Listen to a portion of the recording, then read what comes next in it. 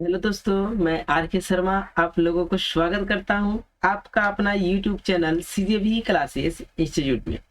आज का हम लोगों का जो टॉपिक है वो बहुत ही मोस्ट इम्पोर्टेंट है बीएसएससी एग्जाम के लिए, यानी कि बिहार का जो अपना एसएससी एग्जाम है उसके लिए।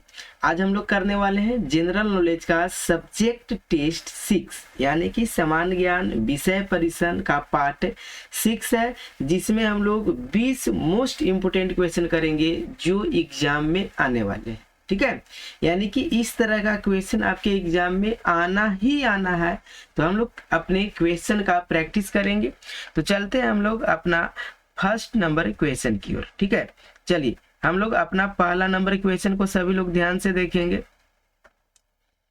पहला नंबर जो क्वेश्चन अपना आया ये है। ठीक है, यानी कि पहला नंबर जो क्वेश्चन है सबको दिख रहा होगा, सभी लोग बताइए इसका राइट आंसर क्या बनेगा।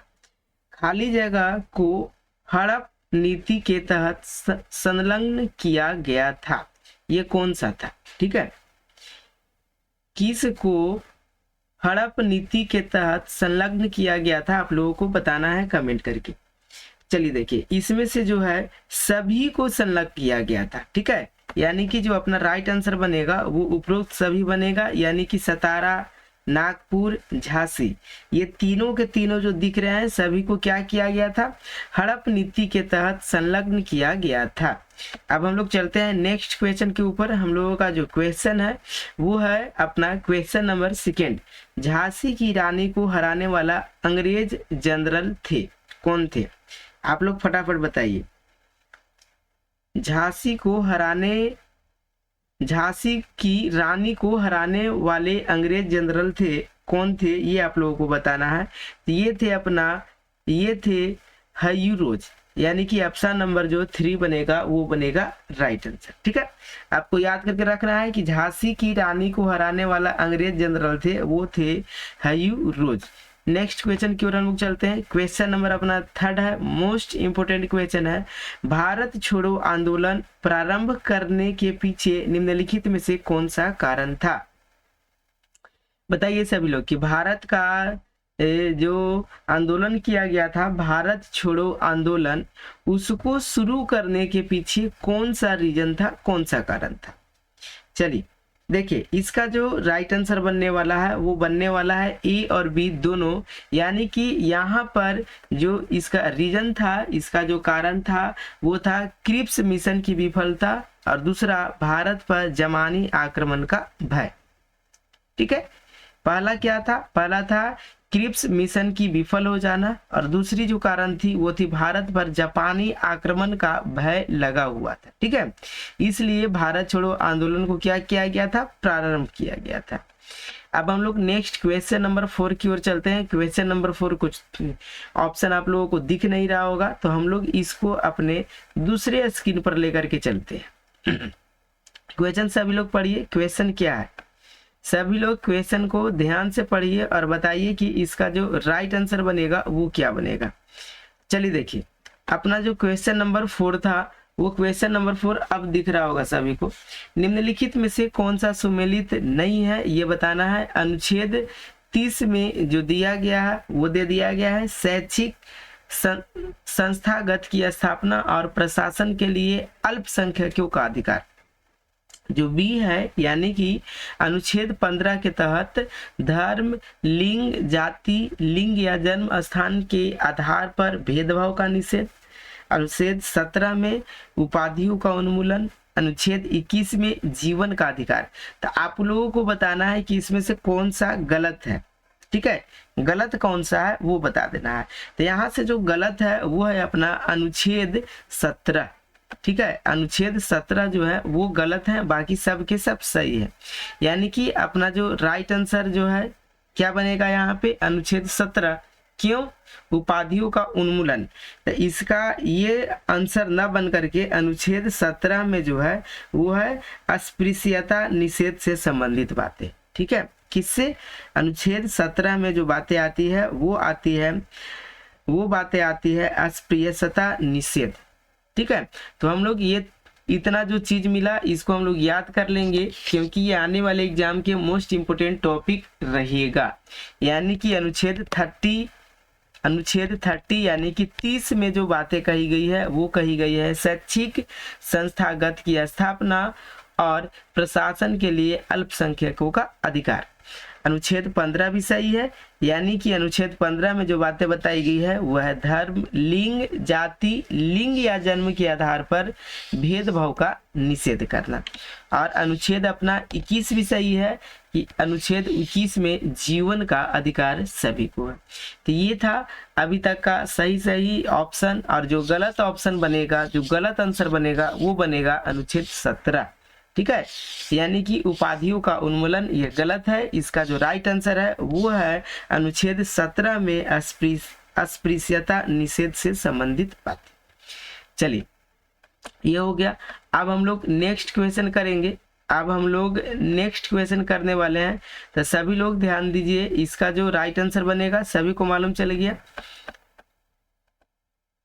चलिए अब हम लोग नेक्स्ट करने वाले हैं। अपना जो नेक्स्ट आएगा, यानी कि यहाँ से इसका हम राइट आंसर आपको बता दें कि सभी को मिल गया इसका राइट आंसर, कोई दिक्कत नहीं है। अब हम लोग नेक्स्ट की ओर चलेंगे, यानी कि हम लोगों का आता है नेक्स्ट क्वेश्चन नंबर 5। सभी लोग पढ़िए। मुगलों का वायसराय कौन था जिसने खुद को हैदराबाद का निजाम घोषित किया था? बताइए इसका जो राइट आंसर बनेगा वो कौन बनेगा? मुगलों का वायसराय कौन था जिसने खुद को हैदराबाद का निजाम घोषित किया था? चलिए देखिए, इसका जो राइट आंसर बनेगा वो अपना बनेगा आसफ जाह प्रथम, यानी कि ऑप्शन नंबर जो बी है वो बिल्कुल राइट आंसर है। ठीक है, आसफ जाह प्रथम, मुगलों का वायसराय आसफ जाह प्रथम जो थे उन्होंने खुद को हैदराबाद का निजाम घोषित किया था। नेक्स्ट क्वेश्चन की ओर चलते हैं। हम लोगों का नेक्स्ट क्वेश्चन है रिंग फेंस नीति किससे संबंधित है ये बताना है। रिंग फेंस नीति किससे संबंधित है ये सभी लोगों को बताना है कमेंट करके कि इसका राइट आंसर क्या बनेगा। जो स्टूडेंट क्लास के साथ अभी तक नए हैं प्लीज चैनल को सब्सक्राइब कर दे और बेल आइकन को दबा करके आप ऑल के नोटिफिकेशन जरूर दबा दे, ताकि आपको डेली होने वाले क्लास का नोटिफिकेशन मिलते रहे और आप हर रोज इसी तरह के बेहतरीन लेक्चर जो आपके लिए मोस्ट इम्पोर्टेंट है हम लाते रहेंगे। ठीक है, तो चलिए ये जो है इसका जो राइट आंसर बनेगा वो अपना बनेगा वारेन हेस्टिंग्स। ठीक है, वारेन हेस्टिंग्स, यानी कि ऑप्शन नंबर 3 जो है वो बिल्कुल राइट आंसर है। नेक्स्ट क्वेश्चन की ओर हम लोग चलते हैं। हम लोगों का जो नेक्स्ट क्वेश्चन है, भारत में बाघ परियोजना कब शुरू किया गया था ये बताइए।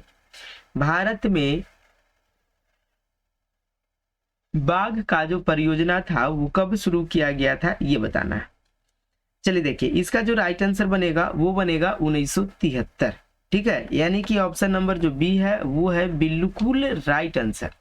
भारत में बाघ परियोजना कब शुरू किया गया था? तो 1973 में किया गया था। नेक्स्ट क्वेश्चन की ओर हम लोग चलते हैं। अपना जो नेक्स्ट क्वेश्चन है उसको पढ़िए, क्वेश्चन नंबर 8 को। पंचायती चुनाव लड़ने का न्यूनतम आयु क्या है ये आप लोगों को कमेंट करके बताना है। जो पंचायत का चुनाव होता है, तो पंचायत की जो चुनाव होती है पंचायती चुनाव, उसको लड़ने के लिए न्यूनतम जो आयु है वो क्या है? तो जो न्यूनतम आयु है पंचायती चुनाव को लड़ने के लिए वो है अपना 21 वर्ष। कितना वर्ष? 21 वर्ष, यानी कि यहाँ से अपना जो बनेगा option number C right answer बनेगा।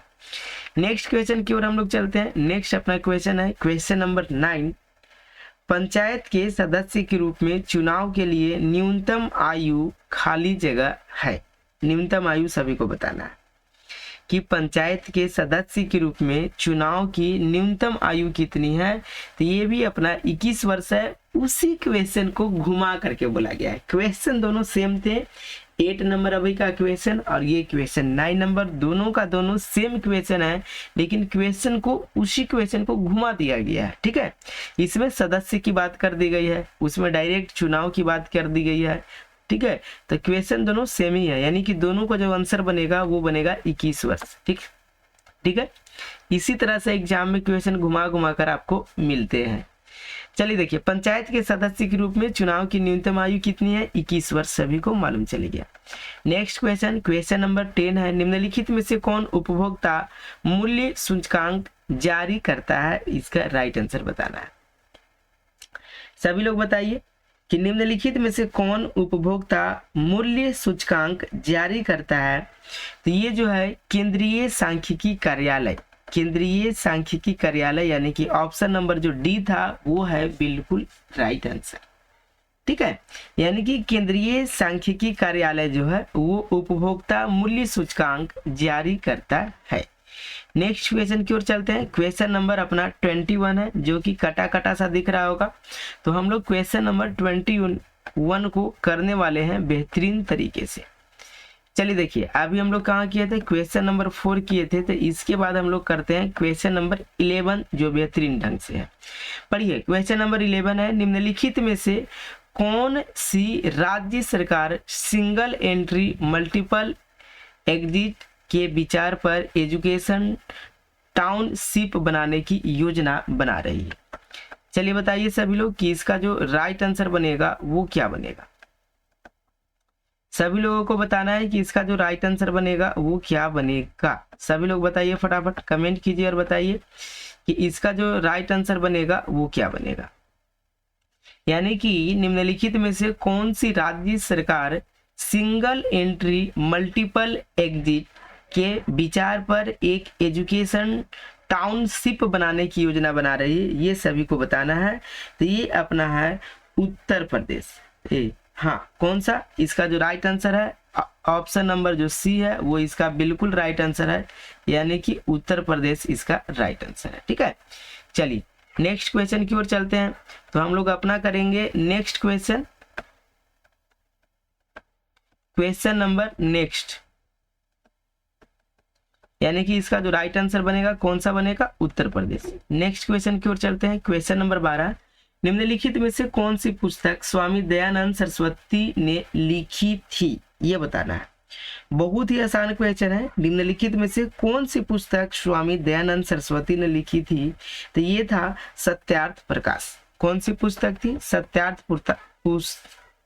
सत्यार्थ प्रकाश पुस्तक जो है वो किनके द्वारा लिखा गया है? तो ये पुस्तक स्वामी दयानंद सरस्वती के द्वारा लिखा गया है। ठीक है, याद हो गई बातें। अब हम लोग नेक्स्ट क्वेश्चन की ओर चलते हैं। ये क्वेश्चन बहुत ही मजेदार क्वेश्चन है, बार बार आपको एग्जाम में मिलते रहते हैं इस तरह के क्वेश्चन। रविंद्रनाथ टैगोर को उनके काम के लिए साहित्य का नोबेल पुरस्कार मिला था। किस काम के लिए मिला था? ठीक है, या किस साहित्य के लिए मिला था? साहित्य का नाम यहाँ पर बताना। ठीक है, तो रविंद्रनाथ टैगोर को उनका जो काम था साहित्य लिखने का, तो किस साहित्य पर उनको नोबेल पुरस्कार मिला? तो वो था अपना गीतांजलि। ठीक है, कौन सा था जी? गीतांजलि, यानी कि ऑप्शन नंबर जो ए है वो है बिल्कुल राइट आंसर। नेक्स्ट क्वेश्चन सभी लोग पढ़िए। गुप्त वंश का पहला शासक कौन था जिसने महाराजा धीराज की उपाधि धारण की थी?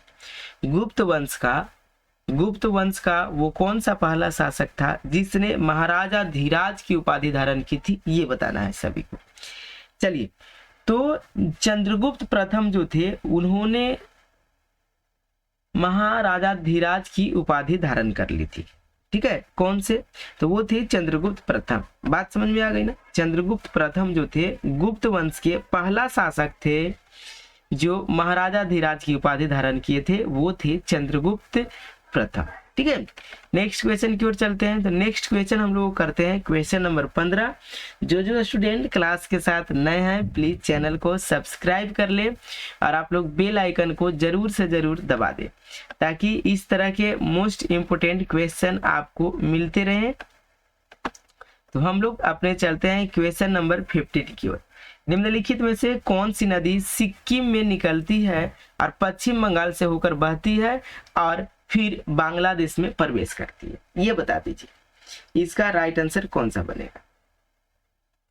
जो स्टूडेंट क्लास के साथ नए हैं प्लीज चैनल को सब्सक्राइब कर ले क्योंकि आपके लिए इतने मोस्ट इम्पोर्टेंट सेशन लेकर के हम आते हैं जो आपके फायदे के लिए बहुत ही ज़्यादा मोस्ट इम्पोर्टेंट है।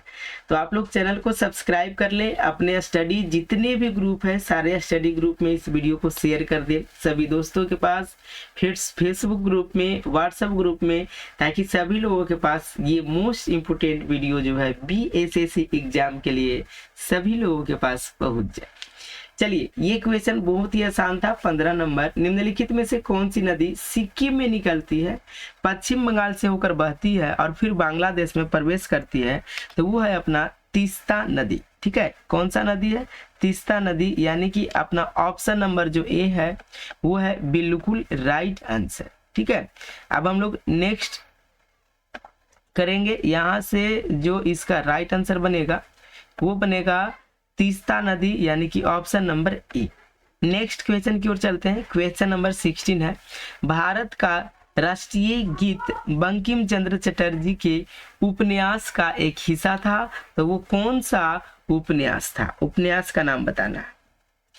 जो भारत का राष्ट्रीय गीत है बंकिम चंद्र चटर्जी के द्वारा लिखा हुआ, वो किस उपन्यास का एक हिस्सा है ये बता देना है। तो ये है आनंद मठ का हिस्सा। जो बंकिम चंद्र चटर्जी का राष्ट्रीय गीत है वो है आनंद मठ का लिखा हुआ। ठीक है, आनंद मठ जो है उनके साहित्य का ये है राष्ट्रीय गीत। ठीक है, वंदे मातरम। चलिए नेक्स्ट, तो कौन सा था वो राष्ट्रीय गीत, कौन सा है? तो वो है वंदे मातरम। ठीक है, नेक्स्ट हम लोग करते हैं। नेक्स्ट क्वेश्चन सभी लोग ध्यान से देखिए।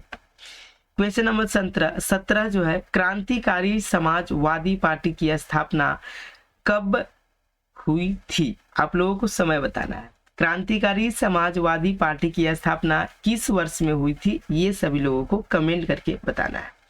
क्वेश्चन नंबर 17 बता दीजिए सभी लोग कि क्रांतिकारी समाजवादी पार्टी की स्थापना कब हुई थी? तो ये हुई थी 1940 में। कब हुई थी? 1940 में हुई थी। ठीक है, चलिए नेक्स्ट क्वेश्चन की ओर चलते हैं। नेक्स्ट क्वेश्चन है, निम्नलिखित में से किस उपकरण में घोड़े के बाल से बने तार हैं? कौन सा ऐसा उपकरण है जिसका जो तार है वो घोड़े के बाल से बने हुए हैं, ये बताना है। तो ये जो उपकरण है वो है चिंकारा। कौन सा उपकरण है? चिंकारा उपकरण है, जिसका जो तार रहता है वो घोड़े के बाल का बना हुआ है। ठीक है, ये भी मोस्ट इंपोर्टेंट क्वेश्चन है। अब नेक्स्ट क्वेश्चन 19 नंबर, सिंधु सभ्यता का पुरातात्विक स्थल दाइमाबाद किस नदी के तट पर स्थित है? ये बता देना है सभी को। सभी लोग बता दीजिए कि ये कौन से नदी के किनारे स्थित है। सिंधु घाटी का जो पुरातात्विक स्थल है दाइमाबाद, वो किस नदी के तट पर स्थित है? तो वो है प्रवर। कौन सा नदी? प्रवर नदी, यानी कि ऑप्शन नंबर जो अपना डी बनेगा वो बनेगा राइट आंसर। नेक्स्ट क्वेश्चन, संघ में अवंती शक्तियों को निहित करके भारतीय संविधान द्वारा निम्न का पालन किया गया है। कौन से चीजों का पालन किया गया है वो बताना है। कमेंट कीजिए आपको कितना क्वेश्चन आप 20 क्वेश्चन में से सही कर पाए हैं, कमेंट करके जरूर से जरूर बताएं। और आप इस वीडियो को किस जगह से देख रहे हैं, आप किस चीज की तैयारी कर रहे हैं, और आप अभी तक कितने एग्जाम दे चुके हैं, ये सारे चीज़ों को आप लोग कमेंट जरूर से जरूर करें। और जितने आप हमारे सेट अभी 20 में से कितना आपका सही हुआ वो भी जरूर से जरूर हमें कमेंट करके बताएं। तो ये अपना है क्वेश्चन नंबर 20 लास्ट, संघ में अवस्थित शक्तियों के निहित करके भारतीय संविधान द्वारा निम्न का पालन किया गया है। तो वो है अपना कैनेडियन सिस्टम। कौन सा सिस्टम? कैनेडियन सिस्टम, यानी कि ऑप्शन नंबर जो बी है वो है बिल्कुल राइट आंसर। ठीक है, तो अभी की ये थी मोस्ट इंपोर्टेंट सेशन जो कि BSSC एग्जाम के लिए हम जनरल नॉलेज सब्जेक्ट टेस्ट का पार्ट 6 लेकर के आए थे। ठीक है, ये कौन सा अपना सेशन था? तो ये था जनरल नॉलेज का, ये था अपना जनरल नॉलेज का सब्जेक्ट टेस्ट का पार्ट नंबर 6। इसी तरह से हम आपको अभी तक 1 2 3 4 5 ये सारे अभी लाने वाले हैं। हम पीछे की ओर लौटते हैं ताकि आपको और मोस्ट इम्पोर्टेंट क्वेश्चन और बेहतरीन से बेहतरीन क्वेश्चन मिल सके। ठीक है, तो अभी के लिए इतना ही। हम लोग मिलते हैं नेक्स्ट क्लास में। आप चैनल को सब्सक्राइब करके रखिए, क्योंकि हम आपके लिए डेली क्वेश्चन लाने वाले हैं। हम बहुत ही जल्द आपके लिए लाने वाले हैं फुल प्रैक्टिस सेट, जो सेम टू सेम एग्जाम में आते हैं उस तरह का 100 क्वेश्चन का प्रैक्टिस सेट रहेगा। तो आप लोग जरूर से जरूर चैनल के साथ जुड़े रहें, अपने दोस्तों के पास शेयर कर दे और ज़्यादा से ज़्यादा इस वीडियो को अपने ग्रुप में फैलाते रहें। तो अभी के लिए इतना ही, तब तक के लिए बाय, थैंक यू, जय हिंद, जय भारत।